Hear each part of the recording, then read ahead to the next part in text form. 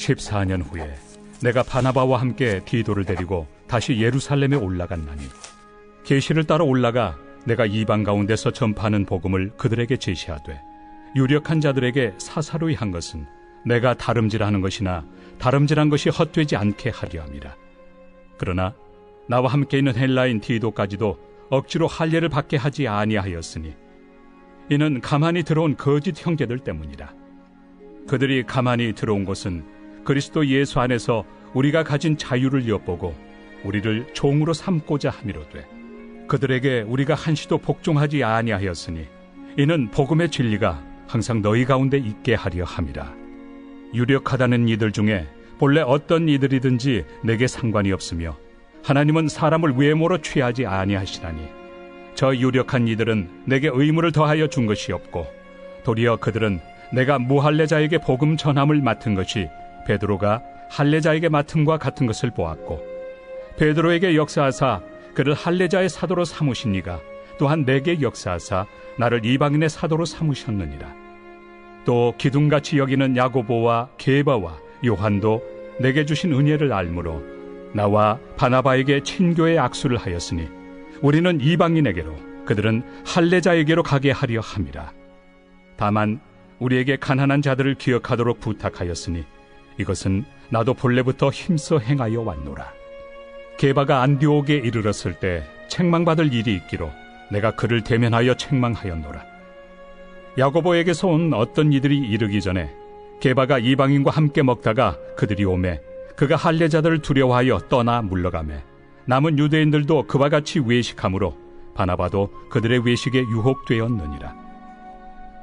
그러므로 나는 그들이 복음의 진리를 따라 바르게 행하지 아니함을 보고 모든 자 앞에서 게바에게 이르되 내가 유대인으로서 이방인을 따르고 유대인답게 살지 아니하면서 어찌하여 억지로 이방인을 유대인답게 살게 하려느냐 하였노라.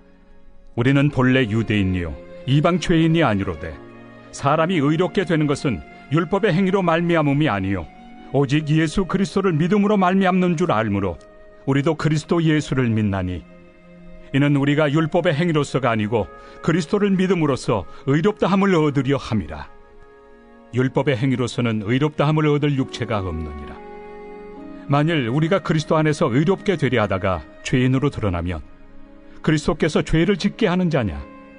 결코 그럴 수 없느니라. 만일 내가 헐었던 것을 다시 세우면 내가 나를 범법한 자로 만드는 것이라. 내가 율법으로 말미암아 율법에 대하여 죽었나니 이는 하나님에 대하여 살려 함이라. 내가 그리스도와 함께 십자가에 못 박혔나니 그런즉 이제는 내가 사는 것이 아니요 오직 내 안에 그리스도께서 사시는 것이라. 이제 내가 육체 가운데 사는 것은 나를 사랑하사 나를 위하여 자기 자신을 버리신 하나님의 아들을 믿는 믿음 안에서 사는 것이다. 내가 하나님의 은혜를 패하지 아니하노니 만일 의롭게 되는 것이 율법으로 말미암으면 그리스도께서 헛되이 죽으셨느니라. 사랑하는 성도님들의 삶과 가정 가운데 하나님으로부터 은혜와 평강이 넘쳐나기를 축복합니다. 율법주의란 율법을 준수함으로 구원을 받을 수 있다고 믿는 것입니다. 믿음으로 말미암아 구원을 받는 것이 아니라 믿음에 율법을 더한 것이죠. 성경은 오직 믿음으로 말미암아 구원을 받는다라고 말합니다. 그러나 안타깝게도 적지 않은 성도님들이 입술로는 이 이신칭의의 교리를 말하면서 태도와 습관은 율법주의적인 모습들을 가지고 살아가는 것 같습니다. 율법주의적인 모습이 무엇입니까? 스티븐 크로스비는 그의 책 율법주의 행위신앙에서 율법주의적인 모습을 이렇게 정의했습니다. 경건한 인격과 삶을 갖추어야만 하나님과 특별한 관계를 맺을 수 있으며 그분의 축복을 받을 수 있다고 믿는 것. 하나님의 인정을 받느냐 못 받느냐는 자신의 행위에 달려 있으며 열심히 노력하면 하나님께 더 많은 인정을 받을 수 있다고 말하는 것. 선행의 여부에 따라 축복과 증벌을 내리시는 하나님을 섬기는 것. 그리고 마지막으로 하나님의 은혜를 인간의 연약함을 돕기 위한 어떠한 보조장치쯤으로 이해하는 것이라고 크로스비는 말하죠. 공통점이 있다면 구원에 있어서 주도권이 하나님에게 있는 것이 아니라 사람에게 있다는 것입니다. 내가 무엇을 해야지만, 내가 무엇을 갖추어야지만 구원을 받을 수 있고 또 축복도 누릴 수 있다고 이해하고 생각하는 것이 바로 율법주의적인 모습이라고 말씀드릴 수가 있습니다. 이러한 율법주의적인 요소가 우리를 하나님께 적극적이게 만들거나 우리의 신앙에 도움을 주는 것 같지만 사실은 그렇지 않습니다. 순간은 그런 것 같아 보이지만 결국은 우리의 신앙을 병들게 하고 하나님께 대한 오해를 갖게 만들어 신앙을 잃어버리게 하지요. 오늘 본문은 그런 율법주의는 옳지 않으며 벗어나야 할 것임을 분명하게 밝히고 있습니다. 본문 1절부터 10절까지의 말씀을 보시면 바울과 바나바 그리고 디도가 예루살렘에 방문하는 사건이 기록되어 있습니다. 바울은 회심을 한 후에 14년 동안 이방 나라를 돌면서 복음을 증거했습니다. 이신층의 교리를 바탕으로 곳곳에서 말씀을 가르친 것이죠.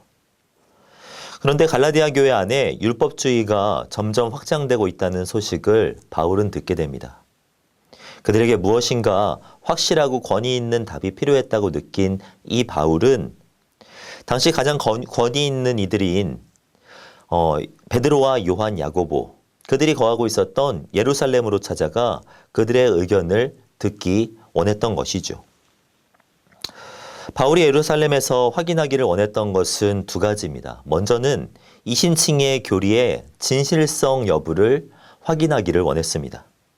2절 말씀을 보시면 계시를 따라 올라가 내가 이방인 가운데에서 전파하는 복음, 이방 가운데서 전파하는 그 복음을 그들에게 제시했다라고 이야기하고 있습니다. 바울이 이방 가운데서 전파한 복음이 정확하게 무엇을 말하는지 본문은 설명하지 않습니다. 하지만 문맥상으로 볼 때, 그리고 바울이 쓴 다른 서신들을 볼 때 그는 믿음으로 말미암는 구원의 복음을 전파하였다고 보는 것이 맞습니다. 바울은 자신이 가르쳤던 이 이신층의 가르침이 진실한 것인지 진실하지 아닌 것인지 예루살렘에 있었던 크 권위 있는 자들에게 확인받고 싶어 했던 것입니다. 또한 둘째로 할례의 필요성 여부를 확인하기 원했습니다. 당시 유다주의자들은 구원에 반드시 이 할례라는 요소가 필요하다라고 주장하였습니다. 바울과 함께 갔던 사람 중 바나바는 유대인이어서 이미 할례를 받았지만 디도는 헬라인으로서 할례 받지 않는 상황이었습니다. 바울은 구원에 할례가 반드시 필요하다는 것이 아니라는 이 생각에 디도에게는 할례를 주지 않았습니다. 본문 3절을 보시면 그러나 나와 함께 있는 헬라인 디도까지도 억지로 할례를 받게 하지 아니하였다라고 이야기하고 있죠. 이것이 맞는지 예루살렘 교회에서 바울은 확인받기를 원했던 것입니다. 그렇다면 이 두 가지 질문에 대한 예루살렘 권위자들의 대답은 무엇입니까? 6절을 보시면 알 수 있습니다. 6절 말씀을 보시면 유력하다 하는 이들 중에 본래 어떤 이들이든지 내게 상관이 없으며 하나님은 사람을 외모로 취하지 아니하시다니 저 유력한 이들은 내게 의무를 더하여 준 것이 없고 라고 말씀하고 있습니다. 그 권위 있는 사람 중에서 어느 누구도 어느 한 사람도 바울의 주장에 첨언한 사람이 없었다라는 것입니다. 바울의 주장처럼 이신칭의가 틀림이 없으며 할례로 인하여서 구원의 여부가 결정나는 것이 절대로 아니라고 예루살렘 교회에서는 결론을 내린 것입니다. 우리 하나님은 외모로 사람을 취하시는 분이 아닙니다. 우리가 본래 어떤 사람이었는지, 무엇을 소유하고 있는지, 무엇을 잘했던 사람인지 그것으로 우리 한 사람 한 사람을 판단하시는 분이 아니라는 것입니다. 그러나 우리는 오해합니다. 내가 스스로 인격을 갖추어야 하나님의 사랑 속에 거할 수 있다라고 생각을 합니다. 또 오해하기를 나의 어떠함에 따라 하나님의 태도가 달라질 수 있다라고 생각합니다. 가장 많이 하는 오해가 무엇입니까? 구원은 은혜로 받는 것이지만 그 축복은 내 행동에 달려있다라고 생각하는 것입니다. 나의 지금의 행동에 따라 훗날 받게 될 영광이 다르다라고 생각하는 것이죠. 그러나 성경은 그렇게 이야기하지 않습니다. 구원도 은혜로 받았고 지금도 우리는 은혜로 살고 있으며 훗날 우리가 누릴 모든 것도 은혜로 말미암는 것이다 라고 이야기합니다. 오직 의인은 믿음으로 말미암아 살리라 라고 성경은 이야기하고 있죠. 율법에 매이지 않고 은혜 속에 살아가기 위해서는요, 우리가 누구인지를 자세히 알 필요가 있습니다. 우리는 스스로 의로움을 이루어낼 수 없는 존재입니다. 16절 말씀을 보시면 사람이 의롭게 되는 것은 율법의 행위로 말미암음이 아니요 오직 예수 그리스도를 믿음으로 말미암는 줄 알므로 우리도 그리스도 예수를 믿나니 이는 우리가 율법의 행위로서가 아니고 그리스도를 믿음으로써 의롭다함을 얻으려 함이라. 율법의 행위로서는 의롭다함을 얻을 육체가 없느니라 라고 말씀하고 있죠. 우리말 성경에서는 더 쉽게 또 분명하게 이야기합니다. 율법의 행위로는 어떤 육체도 의롭다고 인정받을 수 없다라고 말입니다. 우리는 스스로 의롭게 될 수 없는 존재였습니다. 우리의 행위로는 하나님의 인정을 받을 수 없고 하나님의 그 기준에 부합할 수 없는 존재였습니다. 과거에만 그런 것이 아닙니다. 갈라디아서 2장 20절을 보면 이렇게 이야기합니다. 내가 그리스도와 함께 십자가에 못 박혔나니 그런즉 이제는 내가 사는 것이 아니요 오직 내 안에 그리스도께서 사시는 것이라. 이제 내가 육체 가운데 사는 것은 나를 사랑하사 나를 위하여 자기 자신을 버리신 하나님의 아들을 믿는 믿음 안에서 사는 것이라. 십자가에 죽은 사람은 예수님만이 아닙니다. 나를 사랑하사 자기 자신을 내어주신 예수님도 십자가에 못 박히셨지만 우리도 그리스도와 함께 십자가에 못 박혔다라고 이야기하고 있습니다. 그러므로 앞으로 우리가 살아가는 것은요, 이제 우리가 살아가는 것은 우리가 사는 것이 아니라 오직 내 안에 그리스도께서 사시는 것이죠. 성도의 삶은 또 다른 복을 위한 것이 아닙니다. 성도의 삶은 또 다른 레벨에 이르기 위한 노력도 아닙니다. 성도의 삶이란 예수님께서 십자가에 못 박히셔야만 할 만큼 극심한 죄인인 우리들인데 십자가에 자신을 내어주실 만큼 우리를 사랑하신 그 사랑으로 말미암아 그 은혜로 말미암아 감격한 우리들의 반응이고 보답인 것이죠.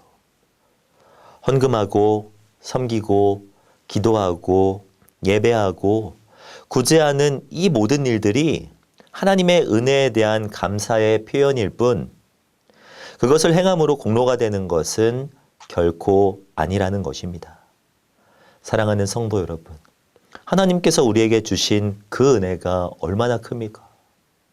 우리의 삶 가운데 있는 하나님의 사랑과 은혜가 얼마나 풍성합니까?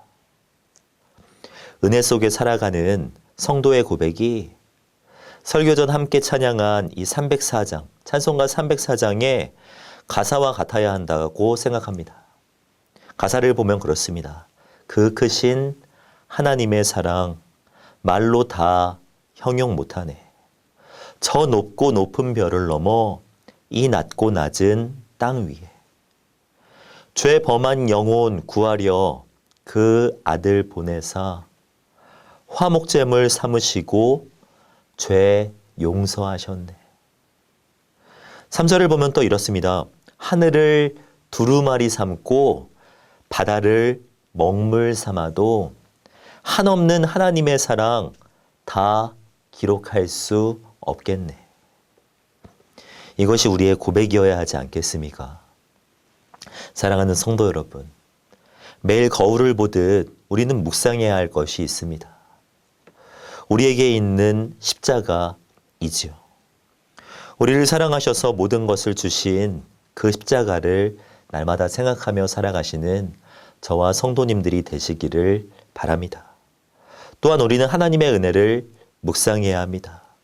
우리를 사랑하사 자기 자신을 주셨을 뿐만 아니라 우리를 사랑하시되 끝까지 사랑하시는 하나님의 그 은혜와 사랑을 생각하며 또 그 사랑과 은혜를 늘 묵상하며 매일의 삶을 풍성함 속에 살아내시는 저와 성도님들이 되시기를 주님의 이름으로 축복합니다. 기도하겠습니다. 사랑과 은혜가 풍성하신 하나님, 죄로 인하여 죽을 수밖에 없는 우리를 품으시고 자녀 삼아 주신 것 정말 감사를 드립니다. 우리를 사랑하시는 주 예수 그리스도를 날마다 생각하며 늘 은혜의 감격 가운데 살아가는 우리들이 되게 하여 주시옵소서. 우리가 행한 일이 아니라 주님께서 우리에게 하신 일들에 주목할 수 있는 그런 믿음을 우리에게 허락하여 주시고 주님 때문에 감사하고 주님 때문에 예배하는 우리들이 되게 하여 주시옵소서. 코로나19로 인하여서 많은 아픔과 결핍이 있습니다. 죄책감과 우울감 가운데 빠지지 말게 하시고 주님의 사랑을 더욱 묵상하며 십자가 앞에 더욱 가까이 나아갈 수 있는 우리들이 되게 하여 주시옵소서. 오늘도 힘과 은혜를 풍성하도록 부어주실 주님을 기대하오며 이 모든 말씀 주 예수 그리스도의 이름으로 기도하오며 지금은 우리 주 예수 그리스도의 은혜와 하나님의 사랑과 성령님의 교통하심이 은혜 아니면 절대로 살아갈 수 없다라고 고백하는 우리 사랑하는 모든 성도님들의 머리 위에 가정과 교회 위에 이제로부터 영원토록 함께 있을지어다. 전교인 릴레이 금식 기도가 진행되고 있습니다. 오늘은 240사랑방, 250사랑방, 그리고 중등부가 금식하는 날입니다. 금식하시면서 교회와 나라를 위하여서 기도해 주시기를 부탁드립니다. 함께 기도하겠습니다.